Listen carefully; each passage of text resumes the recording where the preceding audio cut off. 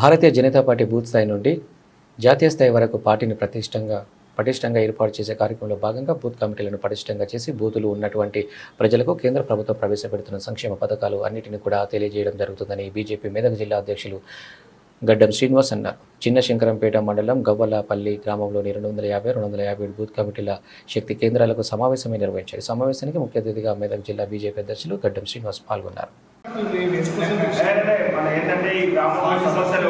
గ్రామంలో ఒకటి ముఖ్యంగా ఏంటంటే ఈ టెంపుల్ చెప్పేసి అంటే ఎంపీ గారి దృష్టి తీసుకెళ్తామని చెప్పినాము.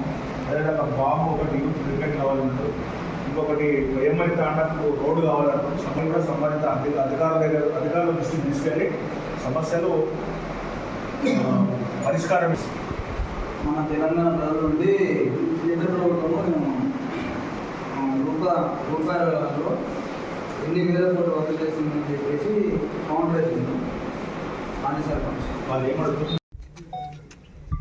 భారతీయ జనతా పార్టీ బూత్ స్థాయి నుంచి జాతీయ స్థాయి వరకు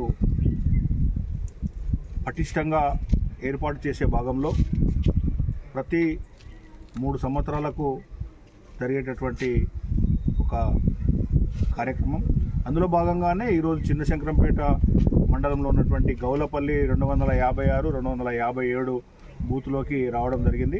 మరి ఈ బూతు కమిటీ పటిష్టంగా చేసి మరి ఆ పోలింగ్ బూత్లో ఉన్నటువంటి వారందరికీ కూడా కేంద్ర ప్రభుత్వం యొక్క సంక్షేమ పథకాలు అన్నీ కూడా అర్హులందరికీ అన్ని విధంగా చేకూర్చడంతో పాటు మరి లబ్ధిదారులు ఎవరైతే ఉన్నారో మరి వాళ్లకు కూడా జాగృతం చేసి మరి ఇక్కడ ఇందిరమ్మ ఇల్లు ఇస్తాం, ఇందిరమ్మ రాజ్యం ఏర్పాటు చేస్తామని చెప్పేసి కాంగ్రెస్ పార్టీ మరి గత ఎన్నికల్లో చెప్పడము.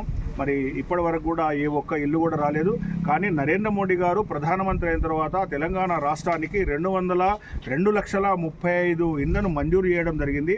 మరి ఆ ఇళ్లను అర్హులందరికీ ఇచ్చిన తర్వాత ఇంకా ఎన్ని లక్షల ఇళ్ళైనా ఇవ్వడానికి నరేంద్ర మోడీ గారు సిద్ధంగా ఉన్నాడు. దేశంలో ఇల్లు లేని నిరుపేద ఎవరు ఉండకూడదు అని చెప్పేసి ప్రధానమంత్రి ఆవాస్ యోజన కింద ఇల్లు లేని నిరుపేదలందరికీ కూడా మరి డబ్బులు ఇవ్వడానికి ఒకవైపు కేంద్ర ప్రభుత్వం సిద్ధంగా ఉంది. గత ప్రభుత్వం బీఆర్ఎస్ ప్రభుత్వం, టీఆర్ఎస్ ప్రభుత్వము ఇది డబుల్ బెడ్రూమ్ కట్టిస్తామని చెప్పేసి మరి మాయ మాటలు చెప్పి అక్కడక్కడ మరి నిర్మించి ఎవరికి కూడా అర్హులందరికీ కూడా మరి ఇవ్వలేకపోయింది. మరి ఈ ప్రభుత్వం ఇందిరమ్మ ఇల్లు ఇస్తామన్నది మరి ఇప్పటి వరకు కూడా లబ్ధిదారులను మరి గుర్తించకపోవడం బాధాకరం. మరి ఈ గ్రామంలో ఈ 2 పోలింగ్ బూత్లో కూడా ఎవరైతే అర్హులు ఉన్నారో వాళ్ళందరినీ కూడా ఆ సంక్షేమ పథకాలు అందే విధంగా ఇప్పుడు రాష్ట్రంలో కానీ గ్రామంలో కానీ ఏ ఒక్క అభివృద్ధి జరిగినా అది కేంద్ర ప్రభుత్వం నరేంద్ర మోడీ గారి యొక్క డబ్బుల వల్లనే. ఇక్కడ ఉన్నటువంటి ఈ సీసీ రోడ్ కానీ, ఈ ఎల్ఈడి బల్బు కానీ, అక్కడ కనిపిస్తున్నటువంటి శౌచాలయం కానీ, మన ఇదేంది రైతు వేదిక కానీ, చివరికి శ్మశాన వాటికి కానీ, ఇవంతా అభివృద్ధి కూడా కేంద్ర ప్రభుత్వము నరేంద్ర మోడీ గారి యొక్క నిధుల నుంచే డబ్బులు వస్తూ ఉన్నాయి. ఈ అభివృద్ధి జరుగుతూ ఉన్నది. మరి రాబోయే రోజుల్లో కూడా ఇంకా ఏమైనా సమస్యలు ఉంటే చేయడానికి పరిష్కారంగా ఉన్నాం. ముఖ్యంగా ఇక్కడికి వచ్చినటువంటి సందర్భంగా మాకు కొయ్యమూడ తాండాకు రోడ్డు లేదు అని చెప్పేసి వాళ్ళు చెప్పడం జరిగింది. మరి దానికి కూడా సంబంధిత అధికారులకు చెప్తా ఉన్నాం. అదేవిధంగా ఇక్కడ స్థానిక సమస్యలు ఏమున్నా కానీ మరి మన యొక్క ప్రియతమ ఎంపీ మాధవనేని రఘునందన్ రావు గారు ఉన్నారు, వారి దృష్టి కూడా తీసుకెళ్తాము. తప్పకుండా రాష్ట్ర ప్రభుత్వం నుంచి వచ్చేటటువంటి పథకాలను రాష్ట్ర ప్రభుత్వం దృష్టికి తీసుకెళ్తాము. ఒకవేళ కేంద్ర ప్రభుత్వం నుంచే తీసుకురావాల్సిన అవసరం అనుకుంటే తప్పకుండా తీసుకొస్తాము. ఎంపీ ల్యాండ్స్ నుంచి కూడా ఏమైనా అవసరం అనుకుంటే వాటిని కూడా మరి మేము తీసుకొచ్చేసి మరి అందరి అభివృద్ధి మరి లక్ష్యంగా భారతీయ జనతా పార్టీ చెప్పిందే చేస్తుంది, చేసేది చెప్తుంది, కల్లిబొల్లి మాటలు చెప్పదు. మరి ఏదైతే ఎన్నికల్లో హామీ ఇస్తారో ఆ హామీని నిలబెట్టుకునేటువంటి పార్టీ, మాట మీద ఉండేటటువంటి పార్టీ భారతీయ జనతా పార్టీ. మరి దానికి భిన్నంగా మరి ఏదో అందని ద్రాక్షగా ఏమో హామీలు ఇచ్చుకుంటూ అధికారంలోనికి వస్తూ ఉన్నారు. వాళ్ళందరికీ కూడా ఇచ్చినటువంటి హామీని నెరవేర్చేటంత వరకు కూడా భారతీయ జనతా పార్టీ కార్యకర్తలు అందరూ కూడా ఎక్కడికక్కడ నిలదీసి ఇచ్చినటువంటి హామీని కూడా నిలబెట్టుకునేటట్టుగా మనం ఒత్తిడి తీసుకురావాలని చెప్పేసి ఈ సందర్భంగా మేము తెలియజేస్తాం. జై శ్రీరామ్. ఈరోజు శంకరంపేట మండలంలో గౌలపల్లి విలేజ్ కావడం జరిగింది.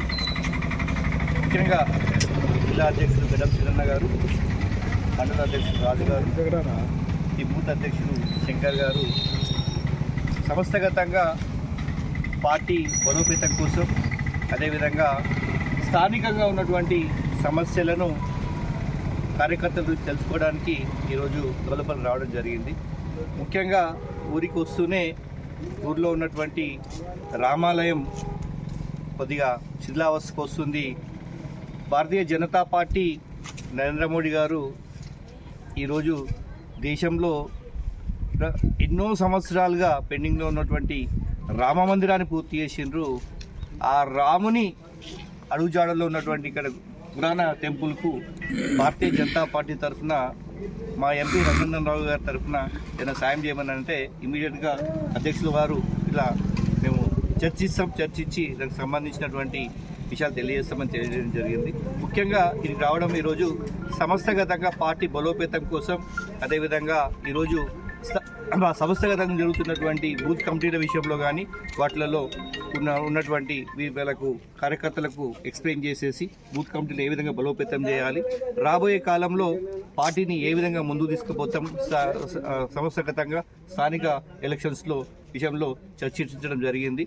తప్పకుండా రాబోయే కాలంలో భారతీయ జనతా పార్టీ ప్రజల కోసం ప్రతి గ్రామంకు పోతాం, ఎక్కడ సమస్యలు ఉన్నాయో అది తెలుసుకుంటాం.